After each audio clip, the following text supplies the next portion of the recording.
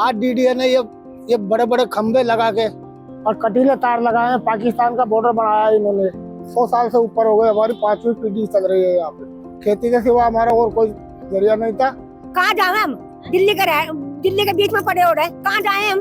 हमारा तो कोई जगह नहीं है। खेती के ऊपर ही घर थे, मकान बना रखे थे सबने। पहले तो जमीन की फसल उजाड़ी है इन्होंने, फिर घर तोड़े हैं इन्होंने। हमारे पास वोट भी है, राशन भी है, पहचान पत्र भी है, सब हमारे पास। हमारी कोई सुनाई नहीं करे।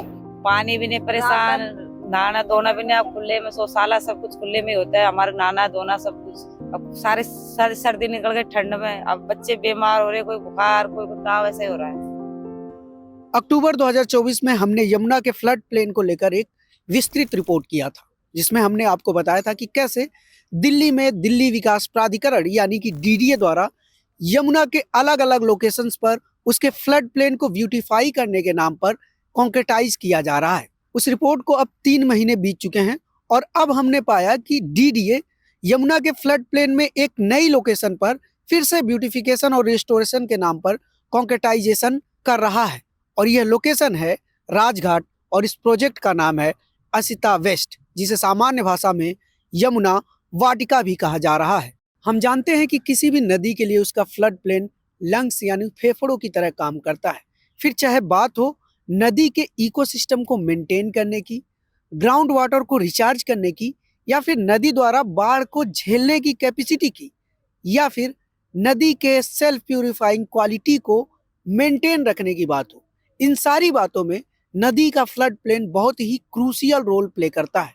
और अगर बात यमुना की करें तो दिल्ली में यमुना की जो हालत है उसमें यह बहुत जरूरी हो जाता है कि यमुना के फ्लड प्लेन को नेचुरल ही रहने दिया जाए।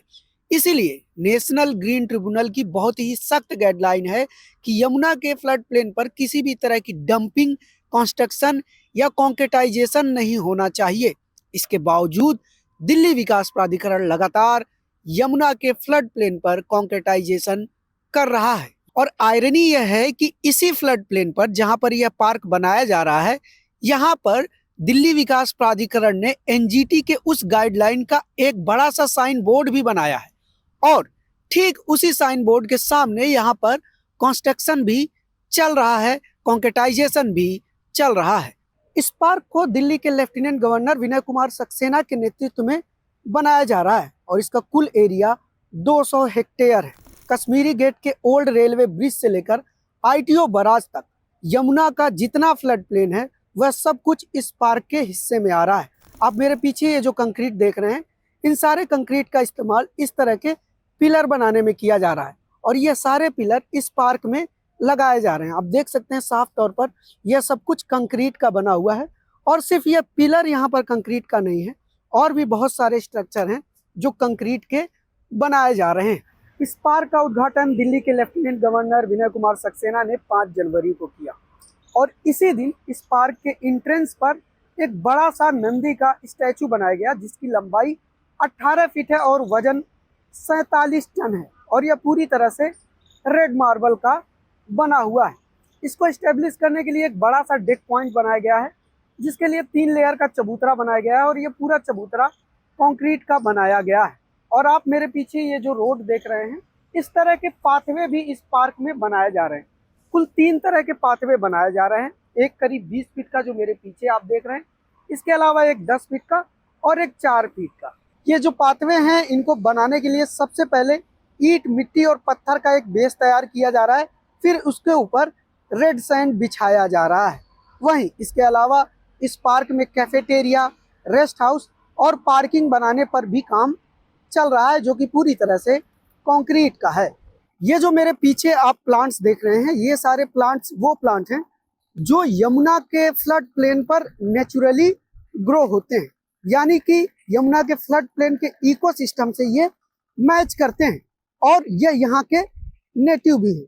लेकिन अब यहाँ पर हो यह रहा है कि इस फ्लड प्लेन को रिस्टोर करने के नाम पर इन सारे नेचुरल प्लांट्स को खत्म कर दिया गया है। लगभग बहुत कम बचे हैं। आप मेरे इस तरफ देखेंगे तो जहां तक आपकी नजर जाएगी, जितनी दूर आप देख सकते हैं, पूरे एरिया में इन प्लांट्स को खत्म कर दिया गया है। और यहाँ पर बांसेरा बम्बू थीम पार्क जो कि सराय काले खां में बना है, उसकी तर्ज पर इस तरह से बम्बू लगाए जा रहे हैं। और ये देखिए यहाँ पर पानी भी दिया जा रहा है और ये बम्बू यहाँ पर लगाए जा रहे हैं, जबकि जो यहाँ पर नेचुरल प्लांट हैं जो इकोसिस्टम को सूट करते हैं उनको किसी तरह के पानी देने की जरूरत नहीं पड़ती, वो खुद ग्रो करते हैं जो भी सूटेबल होता है इस फ्लड प्लेन के लिए। लेकिन अब इस पूरे एरिया को साफ कर दिया गया है और वहां पर बम्बू लगाया जा रहा है। इसके अलावा इसके और आगे अगर हम जाएंगे तो वहां पर फूलों की प्लांटेशन हो रही है, जबकि फूलों के प्लांटेशन का यमुना के फ्लड प्लेन से कोई लेना देना नहीं है। उसको सिर्फ इसलिए वहां पर लगाया जा रहा है ताकि यहाँ पर पार्क में जो भी विजिटर्स आए उनको यह पार्क सुंदर दिखे। ओल्ड रेलवे ब्रिज से लेकर ITO बराज तक पूरे 200 हेक्टेयर के फ्लड प्लेन को कुछ इस तरह से बाउंड्री लगाकर अलग कर दिया गया है। ये 2 लेयर की बाउंड्री है। आप देख सकते हैं कि एक छोटा पिलर है, फिर यह एक बड़ा पिलर है। इन दोनों में कटीले तार लगाए गए हैं, फिर इनके बीच में राउंड शेप में कटीले तार लगाए गए हैं। ये जो इसके लिए पिलर का इस्तेमाल हुआ है यह कंक्रीट का है और इसमें ये लोहे का कटीला तार है। सिर्फ रिंग रोड के सामने जो मेन गेट है उसको छोड़ दिया जाए तो पूरे फ्लड प्लेन को इसी तरह की बाउंड्री से कवर किया गया है। रिंग रोड के सामने जो मेन गेट है वहां पर लोहे और कंक्रीट के स्ट्रक्चर का बाउंड्री किया गया है। इसके साथ ही मैं आपको बता दूं कि इन पिलर से लेकर अंदर बनने वाले जितने भी स्ट्रक्चर हैं इन सब की कास्टिंग इसी फ्लड प्लेन में हो रही है और इनके कास्टिंग के बाद जो मलबा बच रहा है उसको भी फ्लड प्लेन में जगह जगह पर डंप किया जा रहा है जो कि कंक्रीट का है। इस यमुना वाटिका के बनने की कहानी सिर्फ इतनी नहीं है। पिछले 3-4 सालों में यहाँ पर जिस जगह पर यह वाटिका बन रही है यहाँ पर बहुत सारे किसान खेती करते थे। इस पूरे एरिया को यमुना खादर बोला जाता था और यहाँ पर जो किसानों का कहना है कि वह कई पीढ़ियों से करीब 100 साल के ज़्यादा समय से यहाँ पर खेती करते थे। लेकिन पिछले 3-4 सालों में धीरे धीरे कर यहाँ पर रह रहे किसानों को यहाँ से हटा दिया गया, उनके मकानों पर बुलडोजर चला दिया गया, उनके खेती को नष्ट कर दिया गया ताकि यह वाटिका बनाई जा सके। DDA के आंकड़ों के मुताबिक इस जगह से कुल 695 झुग्गियां तोड़ी गई और उसका नतीजा यह हुआ कि इस बाउंड्री के अंदर जो किसान खेती करते थे, जिनका उधर मकान था, वो सब अब इस बाउंड्री के बाहर इस तरह से खुले आसमान के नीचे इस तरह की झुग्गियों में रह रहे हैं। इनको टेक्निकली हम झुग्गी भी नहीं बोल सकते क्योंकि यह झुग्गी भी नहीं है, यह एक तरह का टेंट है काम चलाऊं। क्योंकि जब से यहाँ से इन किसानों का घर डिमोलिश हुआ है उसके बाद से इनका कहना है कि हर महीने 2 महीने पर DDA द्वारा इनको हटाया जाता है, ये भी जो भी स्ट्रक्चर बनाते हैं उनको तोड़ दिया जाता है। इस तरह के घरों में ये लोग रह रहे हैं। और सिर्फ इतना ही नहीं, पिछले 3 सालों से यहाँ के किसान यहीं पर, यहाँ से थोड़ी दूर आगे रिंग रोड पर गीता कॉलोनी ब्रिज के नीचे प्रदर्शन कर रहे हैं और 3 सालों से यह प्रदर्शन चल रहा है, इसलिए वह थोड़ी थोड़ी संख्या में यहाँ पर प्रदर्शन करते रहते हैं। लेकिन आप देखिए ये किस तरह के मकानों में रह रहे हैं। यहाँ पर कोई भी बेसिक सुविधा नहीं है, ना पीने की पानी है, ना बिजली है, ना टॉयलेट की सुविधाएं हैं। फिर भी यह किसान यहाँ पर रह रहे हैं क्योंकि इनका कहना है कि इनको सरकार द्वारा कंपनसेशन नहीं दिया गया, ना ही कहीं और बसाया गया। ऐसे में उनके पास यहाँ रहने के अलावा और कोई ऑप्शन नहीं है। सुनिए ये सारे किसान क्या कह रहे हैं। 100 साल से ऊपर हो गए, हमारी 5वीं पीढ़ी चल रही है यहाँ पे। खेती के सिवा हमारा और कोई जरिया नहीं था। आज DDA ने ये बड़े बड़े खंबे लगा के और कटीले तार लगाए हैं, पाकिस्तान का बॉर्डर बनाया है इन्होंने, जो हम किसानों को बाहर निकालने के लिए या हमारे लिए प्रतिबंध लगाया गया है इतना तगड़ा। तो आप लोग पहले इधर अंदर खेती करते थे, अंदर ही घर थे, हमारे खेती के ऊपर ही घर थे, मकान बना रखे थे सबने। पहले तो जमीन की फसल उजाड़ी है इन्होंने, फिर घर तोड़े हैं इन्होंने, फिर यहाँ से सामान भर भर के अपनी गाड़ियों में ले जाकर दूर डालने लगे जंगलों में। अब क्या के सामान? हाँ, हमारा घरेलू सामान था, खाना बनाने का, खाने का, सोने का, बिस्तर सब।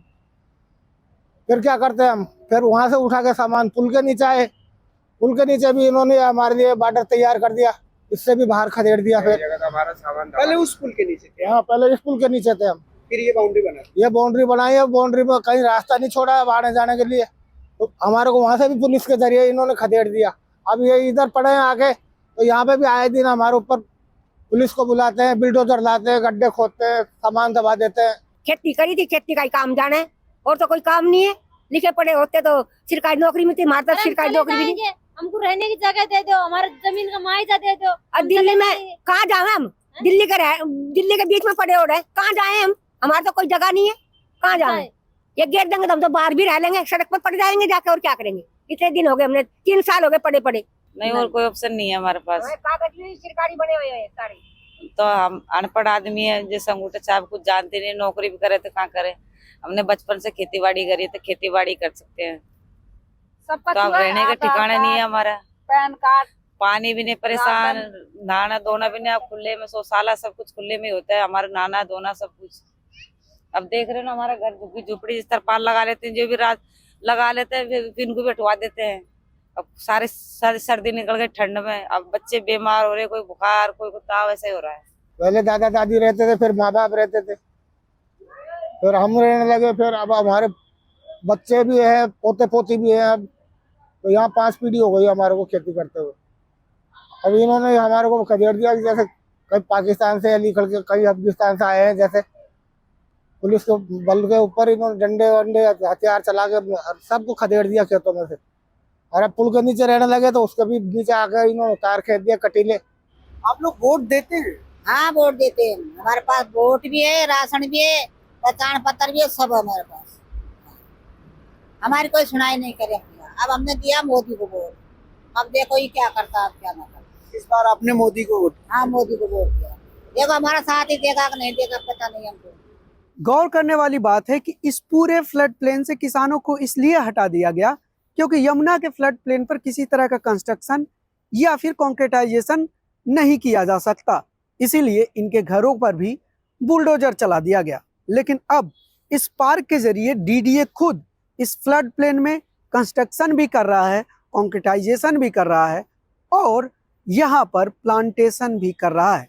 और यह सब कुछ हो रहा है दिल्ली के लेफ्टिनेंट गवर्नर विनय कुमार सक्सेना के नेतृत्व में।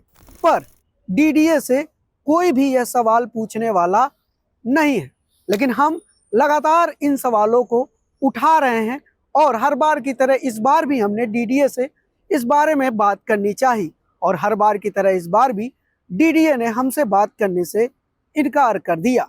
लेकिन आपको हमारी यह ग्राउंड रिपोर्ट कैसी लगी हमें ज़रूर बताएं। इसके साथ ही अगर आप यमुना फ्लड प्लेन पर और ज़्यादा विस्तार से जानना चाहते हैं तो आप हमारी अक्टूबर 2024 की रिपोर्ट ज़रूर देखें। उसमें हमने बहुत ही विस्तार से बताया है कि यमुना के लिए उसका फ्लड प्लेन कितना ज़रूरी है और उस पर हो रहे लगातार कंस्ट्रक्शन और कॉन्क्रीटाइजेशन से यमुना को क्या घाटा हो रहा है। इसके साथ ही मेरी आप सब दर्शकों से एक अपील है कि आप जानते हैं कि न्यूज़ लॉन्ड्री किसी सरकार या कॉरपोरेट से विज्ञापन नहीं लेता। इसके बावजूद हम आपके लिए इस तरह की ग्राउंड रिपोर्ट लेकर आते हैं। अगर आप चाहते हैं कि हम इस तरह की रिपोर्ट और ज़्यादा आपके लिए लेकर आएँ तो आप न्यूज़ लॉन्ड्री को सब्सक्राइब ज़रूर करें और गर्व से कहें, मेरे खर्च पर आज़ाद हैं खबरें। न्यूज़ लॉन्ड्री के लिए अनमोल प्रीतम, दिल्ली। पत्रकारिता का नासूर बन चुके विज्ञापन के मॉडल को खारिज करके खबरों की इस दुनिया को बदलिए ताकि पत्रकारिता आपके लिए जवाबदेह बने।